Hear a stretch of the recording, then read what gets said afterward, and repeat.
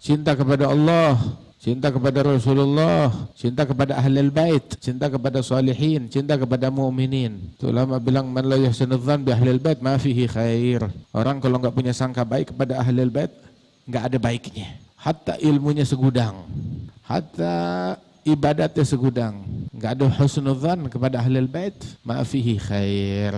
Muflis, bangkrut dari segala kebaikan. Urgubu Muhammadan fi ahli baitih. Cari Nabi Muhammad dengan mencurahkan perhatian terhadap ahli bait. Mahabbah lillah wa rasulih wa li ahli bait rasulihi wa ahli bait Rasulullah wa li salihin wal mu'minin min ibadih. Bughdhu zalimin mal mujanabah lahu, menjauh dari orang-orang zalim, benci kepada kezalimannya. Sayyidina Alwi meninggalnya di Sumal. Sumal itu dekat mana? Dekat Taribah, ha? Dekat Taribah sana, Sumal. La, Alwi bin Ubaidillah, iya, wa Jadid di situ juga di Sumal. Alwi bin Ubaidillah. Wa Sayyidina Ubaidillah dikuburnya di Bor.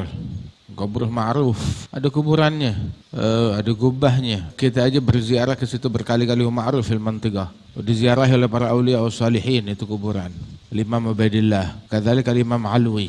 Sumal itu dekat Taribah. Sayyidina Al-Muhajir di kuburannya di Husaisah, berdekatan semuanya. Dari Husaisah ke Bor itu sekitar 10-15 menit. Dari Bor ke Sumal ya lebih kurang 15 menit, 20 menit. Dari Husaisah ke Sumal malah lebih dekat lagi, 5 atau 10 menit naik kendaraan. Garib ada. Sayyidina Alwi bin Ubaidillah. Sayyidina Ubaidillah ismuhu Abdullah. Kemudian dia yusaghir ismuh tawadhu'an lillah, sebagai bentuk tawadhu, merendah untuk Allah Ta'ala. Abdinya Allah, oh itu besar. Ubaid, saya ialah abdi kecil, hamba kecil, kerdil yang serba kekurangan. Tawadhu. Hadza wali min auliyaillah. Wa Sayyidina Alwi min al-auliya. Alwi bin Ubaidillah min kubaril auliya. Termasuk dosa yang enggak diampuni oleh Allah Ta'ala, yang pelakunya su'il khatimah adalah orang yang mengganggu, memusuhi para wali-walinya Allah. Man adali waliyan faqad adzantuhu bil harb. Barang siapa yang memusuhi satu waliku, maka aku nyatakan perang dengan orang tersebut. Ada Sayyidina Alwi minal awliya. Wa Sayyidina Ubaidillah minal awliya al-kubar. Min dzurriyyati Rasulillah sallallahu alaihi wasallam. Subhanallah. Ajma'u, mereka sepakat itu orang yang paling afdal di lembah Hadramaut, yang paling dekat dengan Rasulullah di lembah Hadramaut, Al-Imam Ahmad Al-Muhajir. Ba'dal Muhajir, putra beliau yang nerusin adalah Imam Ubaidillah bin Ahmad. Putranya Imam Ubaidillah adalah Imam Alawi, Imam Basri, wa Jadid. Subhanallah. Orang kalau diperangi oleh Allah Ta'ala, dari mana mau dapat husnul khatimah? Dari bapak moyangnya dia mau dapat dari engkong. Diperangi oleh Allah min fi'an. Ayo cari husnul khatimah, dari mana dia mau dapat? Jangan latah ya di dalam ikut-ikutan dalam memusuhi aulia wa salihin, merangi wali. Ntar kualat. Fatal terhadap mereka. Radhiyallahu anhum wardahum. Gimana musuhin aulia wa salihin? Bentuk permusuhan kepada aulia wa salihin, mencaci mereka. Apalagi sampai menuduh mereka anak zina. Aulia dituduh anak zina. Lengkap udah besok hari kiamat. Ada gadhaf. Mahu ilim. Hadal gadhaf, hadal haram. Gadhaf terhadap muslim biasa tuh haram. Minal kabair. Apalagi kalau dia gadhaf terhadap aulia wa salihin, apalagi aulianya min ashabi Rasulullah atau ahli bait Rasulullah sallallahu alaihi wasallam. Ada minal kabair. Mahat minal ulama yang ngajarin gadhaf. Subhanallah. Yazid bin Muawiyah yang melakukan kejahatan yang besar terhadap ahlul bait, punya andil besar di dalam terbunuhnya Imam Al-Husain. Hajjaj bin Yusuf dengan segala kejahatannya, tapi mereka enggak sampai menuduh hadza ahlul bait walad zina. Enggak ada yang bilang begitu. Orang dulu sejahat-jahatnya masih mikir. Wa ma ila hadd ta'an fi ahlul bait wal ghadhf fihim. Terus yang dia ghadhf bukan satu, bukan dua, bukan tiga. Daripada wali-wali tersebut, berapa puluh ribu, berapa ratus ribu, berapa juta yang digadhaf. Berat. Dunia pelajaran. Kalau kita ambil pelajaran dari orang lain, ya kita jadi pelajaran buat orang lain. Ya musallim salim, ya mukhallis khallis. Ada dua dosa besar yang dimurkai oleh Allah Subhanahu wa Ta'ala adalah ketika mengklaim bernasab kepada orang lain. Ada minal kabair, kufur duna kufur taban. Dan yang kedua, ta'an fi ansabil ghair, menikam nasabnya orang lain. Menikam nasabnya orang lain ada ghadhaf. Itu di Quran, ghadhaf itu pelakunya itu dicambuk thamanina jaldah. Kalau yang dighadhaf satu orang, kalau dua, kalau tiga, kalau empat, kalau 100, kalau 1000, panjang urusannya. وقيل توفي ببيت جبير وهو الضعيف والصحيح الأول وقد شوهدت Ada yang الأنوار. bilang kalau Imam Ali meninggalnya di Bait Jubair. Inda jadduh, inda Maula Som'ah hadha, Muhammad bin Alwi bin Ubaidillah, di tempat putranya. Wa huwa qaul dhaif, as-sahih ada kuburannya itu ma'ruf di Sumal. Bait Jubair itu dekat Raidah, ke sana lagi. Masuknya dari Raidah agak ke sana lagi, itu namanya Bait Jubair. Di situ ada kuburannya Sahibu Som'ah. Nah, yang dikubur di Bait Jubair tuh adalah Muhammad Sahibu Som'ah, Muhammad Maula Som'ah bin Alwi bin Ubaidillah. Yang dikubur tuh Muhammad Sahibu Som'ah di situ dan putranya, putra beliau namanya Alwi. Alwi bin Muhammad, bukan Alwi bin Ubaidillah. Alwi bin Ubaidillah di Sumal, Ubaidillah di Bor, Al-Muhajir di Husaisah. Muhammad bin Alwi bin Ubaidillah dan Alwi bin Muhammad bin Ubaidillah. Alwi adalah ayahnya Khalid Ghasam, yaitu dikuburnya di Bait Jubair. Dulu Ahlul Bait tinggalnya di situ sebelum masuk ke Tarim. Mereka tinggal di sana.